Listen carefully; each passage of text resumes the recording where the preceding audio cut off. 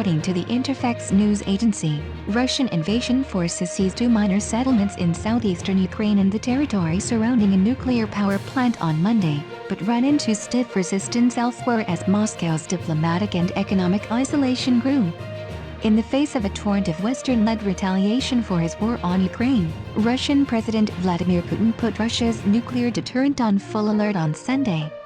Blasts were heard early Monday in Kyiv, Ukraine's capital, and Kharkiv, the country's second-largest city, according to Ukrainian officials. They stated that Russian ground forces' attempts to take major urban centers had been rebuffed. The towns of Berdyansk and Enerhodar in Ukraine's southeastern Zaporizhzhia region, as well as the territory around the Zaporizhzhia nuclear power station, were taken over by Russian soldiers, according to Interfax. The plant's activities were unaffected, according to the statement. According to the news agency, Ukraine denied that the nuclear reactor had come into Russian hands. As Western governments rallied behind sanctions against Moscow, diplomatic maneuvering continued, with the Vatican offering to promote conversation between Russia and Ukraine as part of efforts to settle the crisis. Ukraine announced that talks with Moscow would take place along the Belarusian-Ukrainian border without preconditions. The negotiations, according to Russian news outlet TASS, will begin on Monday morning, according to an unnamed source.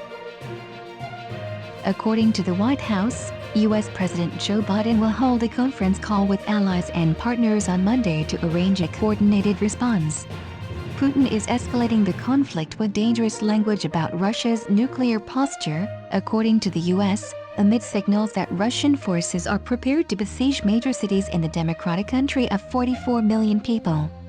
British Defense Minister Ben Wallace said that he does not expect Russian President Vladimir Putin to use nuclear weapons.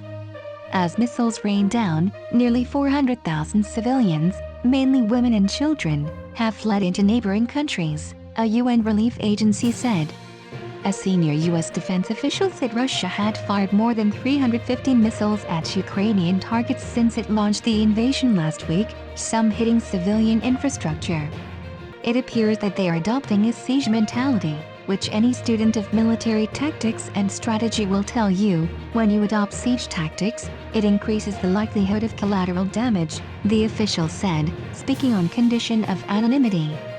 Russian President Vladimir Putin is unlikely to use nuclear weapons, according to British Defense Minister Ben Wallace. Nearly 400,000 civilians, mostly women and children, have fled into neighboring nations as missiles rain down, according to a United Nations relief organization.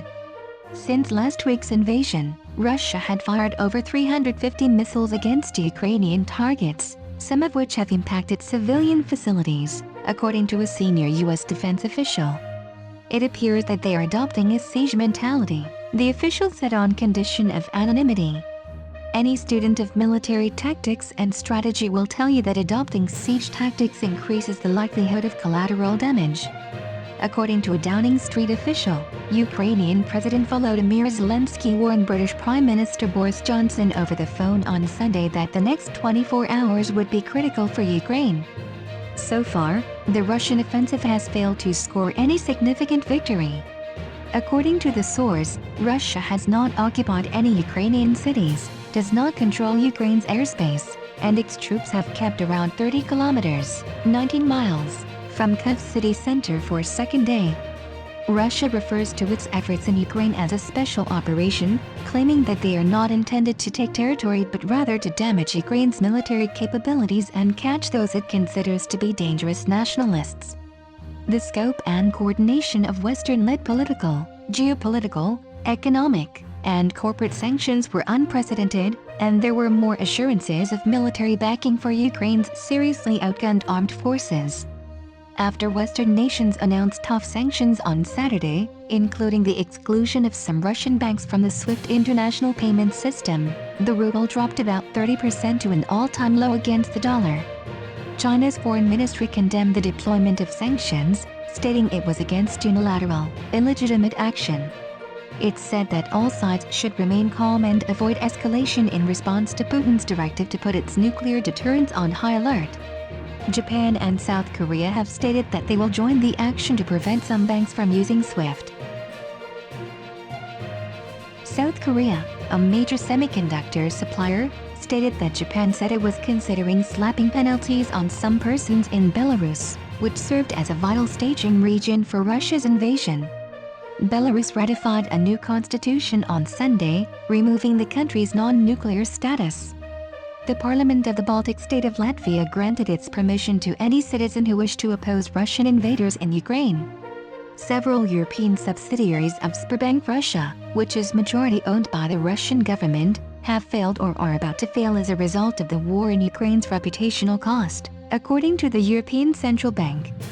Britain announced on Monday that it was imposing additional sanctions against Russia in coordination with the US and the EU, effectively cutting off Moscow's biggest financial institutions from Western markets.